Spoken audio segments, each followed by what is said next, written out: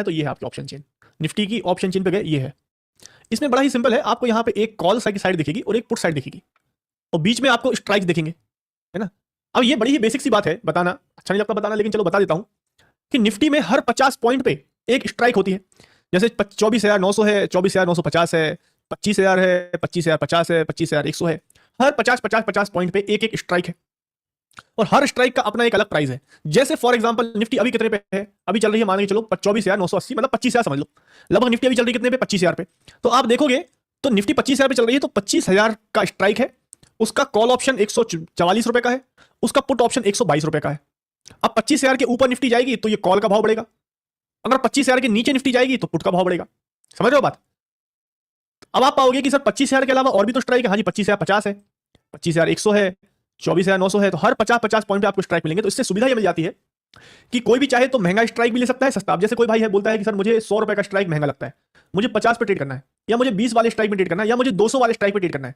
तो अगर एक ही ऑप्शन होता तो उसका प्राइस अगर 100 होता तो लोग विवाद करते कि भाई 50 वाला भी करना है, 20 वाला भी करना है। तो यहां पे इसका फायदा ही मिल जाता है कि आपके पास हर रेंज का ऑप्शन है ट्रेड करने के लिए।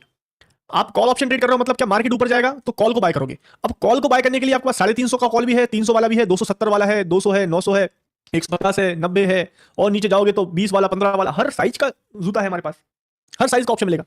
काम एक जैसे करेंगे सारे। अगर निफ्टी ऊपर जाएगी तो सारे के सारे कॉल बढ़ेंगे, 7 वाला भी बढ़ेगा, 70 वाला भी बढ़ेगा, 70 वाला 10% बढ़ेगा तो 70 से 77 होगा, और 7 वाला बढ़ेगा तो 7 का 7.5, 7.7 होगा। तो इस तरीके से मूव आएगा, ठीक है ना मित्र। और ये प्राइस डिपेंड करता है कौन कितना दूर है। अभी 25,000 बिल्कुल पास में है तो इसका लगभग 140 है। आप इससे दूर जाते जाओगे, 25,100 जाओगे तो थोड़ा महंगा सस्ता होता जाएगा ऑप्शन। 25,400 बहुत दूर है, 25,500 बहुत दूर है तो 12 हो गया। और नीचे की साइड जाओगे 25,000 के नीचे साइड तो थोड़े महंगे महंगे ऑप्शन आएंगे, क्योंकि ये तो ऑलरेडी अचीव कर चुका है ना मार्केट। 24,800 के तो ऑलरेडी ऊपर आ चुका है, तो ये इन द मनी ऑप्शन है।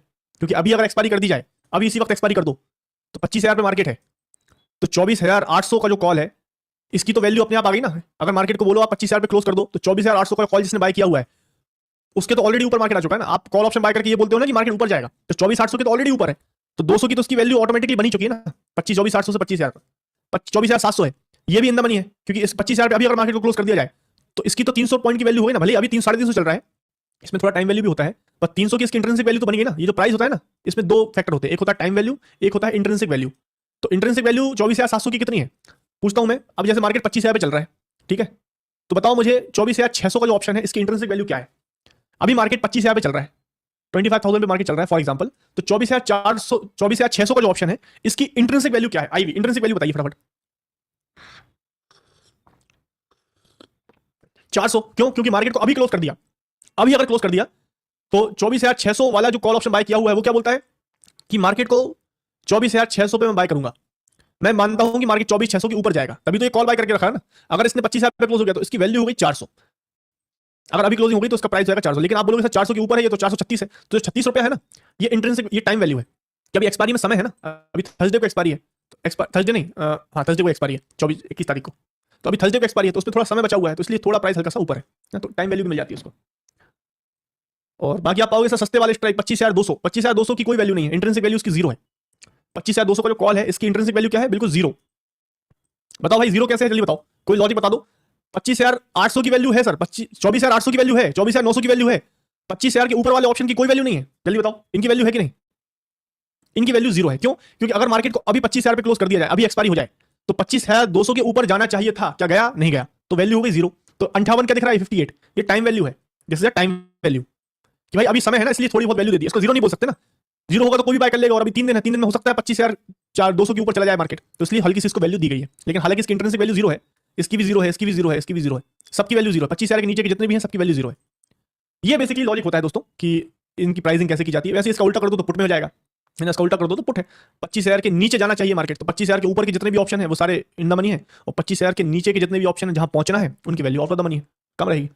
ये सिंपल ऑप्शन चेन का फंडा है दोस्त, in the money out of the money. तो सस्ते वाले ऑप्शंस को क्या बोलेंगे, जो सस्ते ऑप्शन होते हैं उनको क्या बोलते हैं, क्या बोलते हैं, इन द मनी। सस्ते ऑप्शन को क्या बोलेंगे,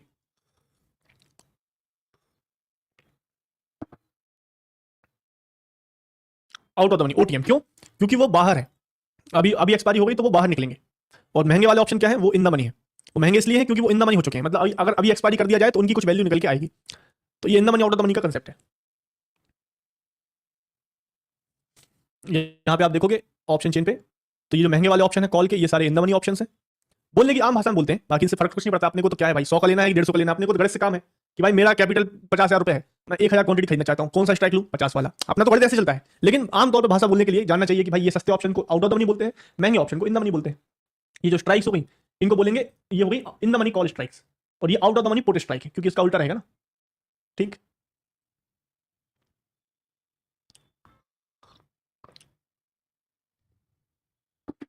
इसके अलावा आप देखें तो ओपन इंटरेस्ट भी होता है ना, कि भाई किस स्ट्राइक पे कितने ज्यादा लोगों ने पोजीशन बना के रखी है। आप देखो 25,000 का जो कॉल ऑप्शन है, इस पे 1 करोड़ पोजीशन बनी हुई है सबसे ज्यादा।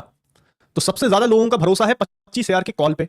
तो अगर रेजिस्टेंस की बात करी जाए कि भाई सबसे ज्यादा कॉल ऑप्शन सेलर, मतलब पोजीशन सबसे ज्यादा है, मतलब ऑप्शन बाइंग या ऑप्शन सेलिंग इसमें सबसे ज्यादा हुई है, बट ओपन इंटरेस्ट को हमेशा ऑप्शन सेलर के पॉइंट ऑफ व्यू से देखा जाता है।